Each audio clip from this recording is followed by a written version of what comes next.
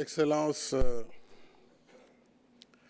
Madame la Directrice générale de ONU Habitat, Monsieur le Président de la Banque européenne d'investissement, Madame Marcussen de l'Union européenne, Madame Marie-Laure, j'emprunte toujours le nom de famille, ce n'est pas parce que je ne veux pas le dire, du groupe de la Banque africaine de développement, Mesdames et Messieurs les ministres, Excellences, Mesdames, Messieurs les ambassadeurs et représentants des partenaires techniques et financiers, Mesdames, Messieurs les maires, Mesdames et Messieurs en vos différents rangs de qualité, j'aimerais d'abord souhaiter la bienvenue à nos hôtes et un agréable séjour parmi nous. Nous sommes ravis de vous offrir la teranga sénégalaise à l'occasion de cette 5e édition de la Journée de l'Afrique. Je tiens à remercier particulièrement la Banque européenne d'investissement et ONU Habitat pour avoir confié au Sénégal d'accueillir cet important événement. Ce faisant, nous poursuivons ainsi le partenariat privilégié qui nous lie à la BEI depuis 1966 à travers la réalisation de plusieurs projets de développement économique et social dans différents domaines, parmi lesquels je pourrais citer les infrastructures, l'agriculture, l'énergie, l'eau, entre autres. Soyez-en remerciés donc, Monsieur le Président Werner Hoyer. Je remercie également le groupe de la Banque africaine de développement ainsi que l'Union européenne qui sont les partenaires traditionnels du Sénégal et qui sont très présents dans nos politiques publiques. Bien sûr, je remercie Madame la directrice exécutive d'ONU Habitat d'être à nos côtés aujourd'hui. Il faut venir plus souvent en Afrique de l'Ouest. Que si vous prenez la carte de l'Afrique de l'Ouest, c'est la tête, géographiquement parlant. Vos éclairages sur le thème à l'ordre du jour nous sera d'une grande utilité.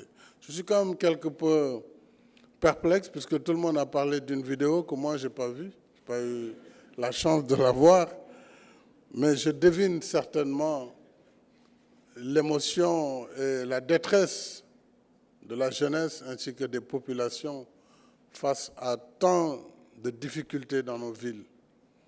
Difficultés connues, vous l'avez rappelé, problèmes de mobilité collective, problèmes d'assainissement, d'hygiène, problèmes d'accès aux services sociaux de base. C'est le quotidien dans nos villes, malheureusement. Mais nous tenons cette rencontre quasiment 3 mois après avoir accueilli dans la nouvelle ville de Diamniadio le 2e sommet des Transformers initié par la Banque islamique de développement sur le thème « Science, technologie et innovation pour des villes africaines sûres et résilientes ». En réfléchissant aujourd'hui sur l'urbanisation durable et la construction des villes en vue de l'avenir de l'Afrique, nous poursuivons la même finalité, mettant la ville au cœur des politiques publiques comme espace d'habitat et centre d'activités productives, à juste titre. D'abord en raison du boom démographique urbain, vous l'avez rappelé. De récentes études montrent qu'en 2050, les villes polariseront 70% de la population mondiale, contre 30% seulement aujourd'hui, 100 ans auparavant, disons.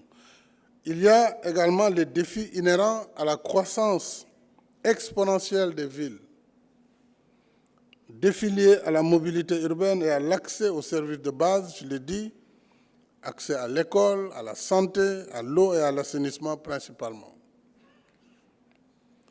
Et sans être exhaustif, il faudra prendre en charge des problèmes de plus en plus aigus qui font le quotidien des grandes agglomérations.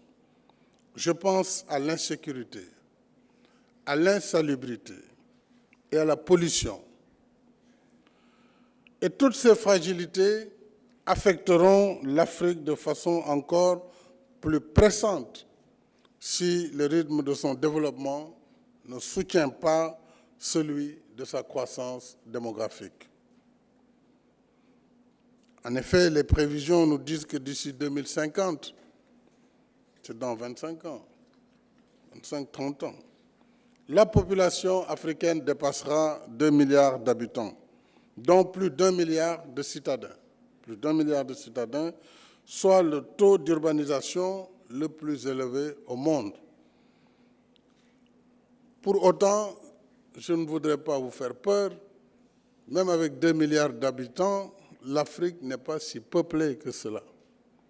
Quand on y voit de plus près, 2 milliards d'habitants sur 30 millions de kilomètres carrés, vous verrez bien que s'il y a une bonne planification de l'espace et s'il y a les investissements qu'il faut, l'Afrique devra vivre de façon tout à fait décente dans son espace. Alors le problème, certes, il est préoccupant, mais il se trouve ailleurs. Il se trouve dans la mobilisation des ressources pour la planification urbaine, pour la mise en place des réseaux et surtout l'aménagement d'espaces de vie, puisque l'espace est là, seulement il est très mal planifié et la planification est tout à fait déséquilibrée. Nos cités, alors, à cet horizon, seront ainsi donc confrontées à des défis très complexes. Or, 2050, c'est déjà demain, et le scénario devant nous se rapproche et ne relève plus de la probabilité. C'est une réalité qu'il faut prendre en compte et prendre en charge dès à présent par des politiques publiques appropriées, c'est-à-dire intégrées et novatrices. D'où la nécessité d'une lecture lucide du concept, hélas galvaudé aujourd'hui, du dividende démographique, qui veut que la jeunesse du continent soit son atout, au moment où d'autres font face à un vieillissement de leur population. Mais là aussi, ne nous y trompons pas. Le dividende démographique ne sera en effet bénéfique à l'Afrique que pour autant qu'on aura préparé notre jeunesse à une vie productive, et ceci par une éducation et une formation professionnelle adaptées aux besoins de nos pays et adaptées aux réalités changeantes du monde. En somme, pour réussir le pari du dividende démographique, il nous faut impérativement relever le défi de l'employabilité des jeunes et surtout par l'auto-emploi et l'entrepreneuriat. C'est pourquoi je soutiens et j'appuie fortement l'idée de la Banque africaine de développement de travailler avec les États à la mise en place d'une véritable banque pour l'entrepreneuriat des jeunes. Et c'est par cela que nous pourrons répondre de façon appropriée à la problématique de l'emploi. Autrement, la ville africaine de demain risque plutôt de générer des excroissances ingérables, avec un mélange explosif de chômage de jeunes, de frustration, de colère et de radicalisme de toutes sortes. Mesdames et Messieurs, l'autre défi réside dans le financement des besoins en services publics, en infrastructures de base. Une démographie croissante nécessite en effet davantage de déconcentration urbaine, plus de structures de santé, d'éducation et de formation, plus d'infrastructures de transport durables, plus d'investissements dans la fourniture de l'énergie et d'une énergie propre, et c'est possible. C'est possible que l'Afrique soit dans la réduction de l'empreinte carbone de nos économies. Et des pays l'ont prouvé, le Sénégal en est un. puisque aujourd'hui, au moment où je vous parle, nous sommes à plus de 22% d'énergie renouvelable dans notre productif et nous y serons à 30% l'année prochaine, auquel il faudra, à partir de 2022, rajouter presque 70% d'énergie propre à partir du gaz, même si ce n'est pas renouvelable. Mais ces efforts méritent d'être soutenus et d'être encouragés.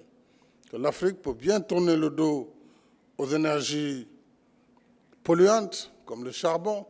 Faudrait-il encore que les énergies nouvelles et renouvelables qui nous sont proposées ou qui sont à notre portée soient également compétitives, et ceci par le soutien, justement dans le cadre de la lutte contre le réchauffement climatique. Ce qui fonde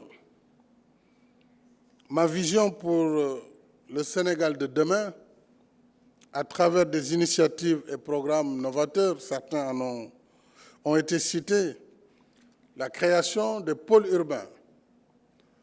C'est une alternative, surtout lorsqu'on a une capitale comme Dakar qui est une péninsule où il n'y a pas d'extension possible, sauf à plonger dans la mer. Donc il faut bien sortir et développer de nouveaux pôles de croissance, de nouveaux pôles.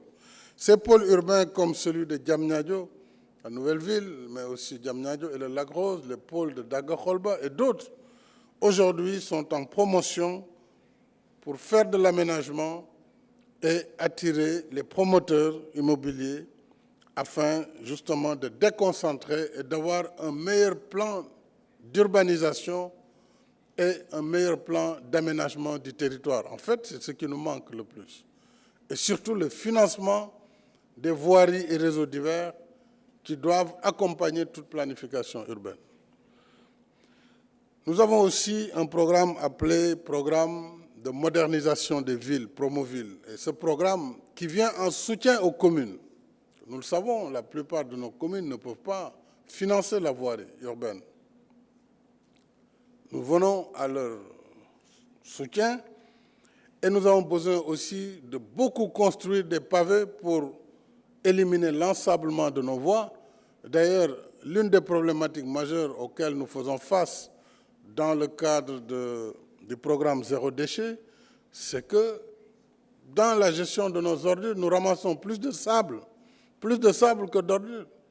Donc il y a un ensablement continu, il nous faut donc davantage de trottoirs, davantage de pavage dans les villes pour non seulement un cadre de ville plus, en tout cas, clean et plus vivable, plutôt que de passer notre temps à ramasser du sable et à le jeter, et en payant très cher pour ce transport, parce qu'il nous coûte environ 17 milliards par an, rien que pour la capitale. Nous avons le programme, à côté de Promoville, bien sûr, pour les villes, il y a le pendant pour le milieu rural, qui est le programme d'urgence de développement communautaire, alors qui, lui, a vocation à apporter de l'électricité, donc accès à l'électricité, à apporter de l'eau potable, à apporter du désenclavement par la promotion de voies de communication, de pistes rurales en particulier, et surtout à soutenir l'effort des femmes par une plus grande mécanisation et donc une plus grande autonomisation de la femme. Donc ça, c'est Promoville qui permet naturellement de maintenir également la jeunesse dans ces milieux ruraux. L'autre programme majeur, c'est le programme quinquennal de construction de 100 000 logements. 100 000 logements, derrière ces logements, en vérité, ce que je recherche, c'est d'abord la relance économique, la croissance, puisque 100 000 logements en moyenne, de façon schématique, chaque logement, c'est au moins 15 emplois. Et si on résume, on réduit au maximum, on peut, disons, considérer 10 emplois par logement. Alors sur les 100 logements, donc sur les 5 ans, vous avez 1 million d'emplois. C'est quoi? C'est des emplois d'électriciens, de maçons, de menuisiers, d'ébénistes, etc. Bref, donc si ce programme il marche bien, non seulement le bâtiment il va marcher, la production de ciment, pour ces 100 000 logements, ce n'est pas moins de 10 millions de tonnes. Et donc c'est un programme en lui-même qui va générer de la croissance et de l'emploi. Alors, en dehors du fait qu'il lutte contre la bidonvillisation dans notre pays. Nous avons la modernisation des systèmes de transport collectif, et ça c'est important dans les villes africaines. Pour Dakar et ses environs, je félicite la BAD qui est un de nos partenaires, ainsi que des autres qui sont dans le projet du train express régional et aussi du BRT, le bus transit rapide. Tous les deux vont déplacer en moyenne 115 000 et 300 000. Donc c'est au moins 450 000 personnes par jour qui seront déplacées à travers ces deux projets. Il s'agit donc de la mobilité collective, lutte contre la pollution, mais aussi lutte contre les encombrements et les pertes de temps qui sont préjudiciables à la croissance économique. Le programme Zéro déchet, je l'ai dit, il s'agit de rendre propres nos villes et j'ai souhaité que ce soit d'abord l'affaire des citoyens. Et c'est pourquoi chaque premier samedi, je me mets dans mon quartier aussi avec mes riverains pour nettoyer notre quartier. Et il faut que chacun participe dans cet élan national, n'est-ce pas, de nettoiement et de désencombrement. Et nous allons poursuivre cet effort de désencombrement. Et là, je lance aussi un appel aux maires du Sénégal, aux maires de la ville de Dakar et aux maires des communes, de travailler aux côtés de l'État pour dégager tout ce qui est encombrement sur la voie publique. On ne peut plus accepter ce qui se passe à Dakar et dans certaines régions.